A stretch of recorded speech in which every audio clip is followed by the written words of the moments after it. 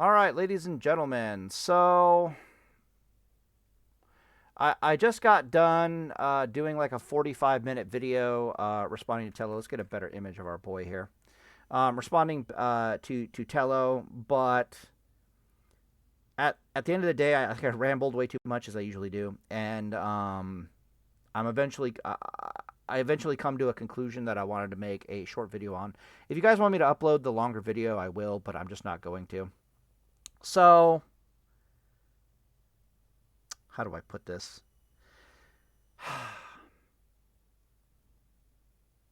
The conclusion that I have come to with Season of Discovery, after listening to the arguments and rethinking my position on the subject, is basically this.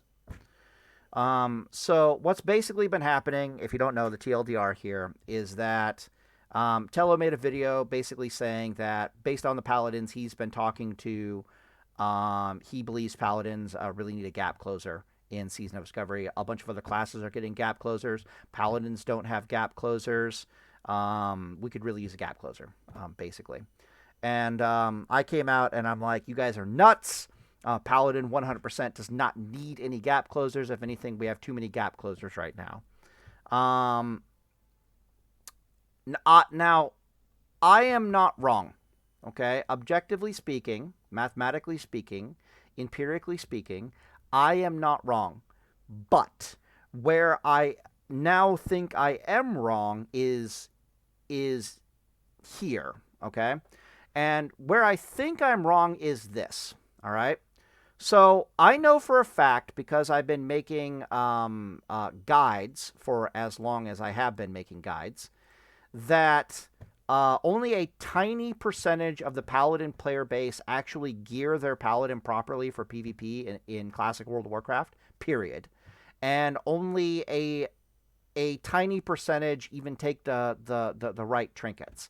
So it's literally like maybe 10% of the Paladin player base will actually gear their Paladin properly and take the right trinkets and take the right runes, that suddenly they discover that Paladin is actually overpowered. We definitely do not need any additional gap closers. Holy crap, I love this class, right? That's only 10% of the player base. The vast majority of the player base keeps doing the same thing year after year, to my undying frustration as a theory crafter and a guide creator, right? And that is, what they want to do is they want to put on as much damage DPS gear as they can possibly get their hands on. They want to take all the DPS runes they can possibly get their hands on, and they want to take all the DPS trinkets that they can possibly get their hands on. Keep in mind, these are all 3 failure points. If you do any one of these incorrectly, you're going to have a rough time as a paladin. If you take the wrong trinkets, you're going to have a rough time as a paladin. You take the wrong runes, you're going to have a rough time as a paladin. If you gear way too heavy on the offense, you're going to have a rough time on the paladin. So these are 3 points of failure. They only really need to have one to have a rough time. If they choose all 3, dear God, they're going to have a really rough time. Lord knows we saw Savix do that, running around with 3,000 HP in Phase 3, Art of War, and just exploding in Battlegrounds. But that's what they want to do. And when they do that, what they're finding is that they're missing gap closers. And I'm like, well, yeah, no duh, because your gap closers are supposed to be like Goblin Mortar and Gnomish Netomatic. Even Drakova, who go watch old Drakova PvP videos in Battlegrounds. He's not using Goblin Mortar and Gnomish Netomatic. He's not even using DPS trinkets in Battlegrounds. Homie is running around with like Arena Grandmaster and Burrower Shell that are his trinkets in Battlegrounds. There's on top of that, he's geared incredibly defensively. He'll have like damn near 6,000 HP running around a Battleground. I'm no different, right? You watch me dueling in PvP. I don't use Gnomish Netomatic. I don't use Goblin Mortar. I'm running around with like Uther's Strength Trinket and Mark of the Chosen.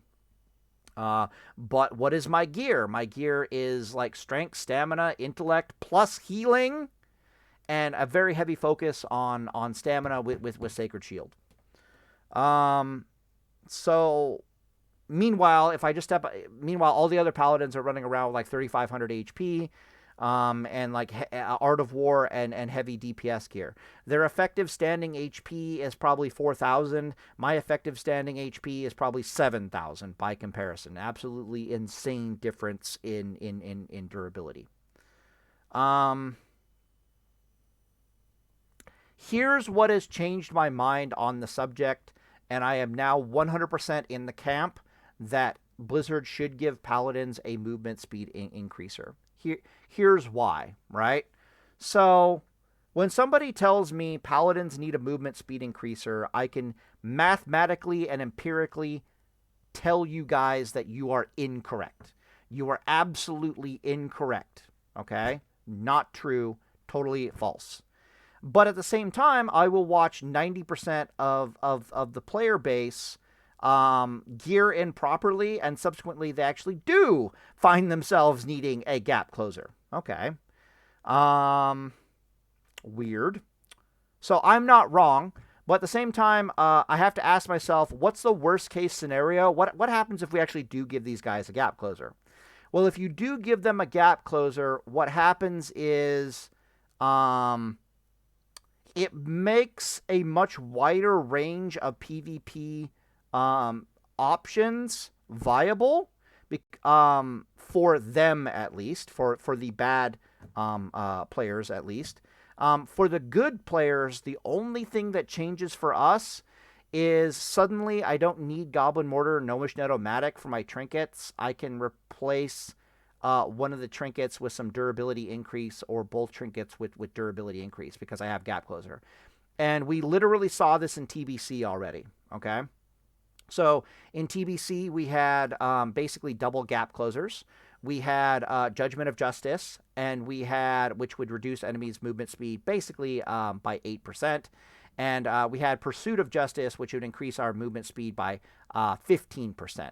So in essence, if I didn't have Judgment of Justice on somebody, I moved 8% faster. If I did have Judgment of Justice on somebody, I would move 15% faster than them. And everything lined up perfectly. 15% increased movement speed for a Paladin is roughly the equivalent of Blink. And you'd find yourself in these weird scenarios where you'd get physically on top of a mage, you would judge justice on them, you'd bitch slap them once or twice with your two-handed weapon, and then they'd blink away from you. But because you're 15% faster than them, you would catch up to them and hit them once or twice with your weapon before their blink would come off a cooldown, and they'd blink away from you. I've seen this meta, and all it really changes is that we get to use our trinkets more offensively, or use our trinkets more defensively. This is not a bad place for Paladin PvP to be in the grand scheme of things.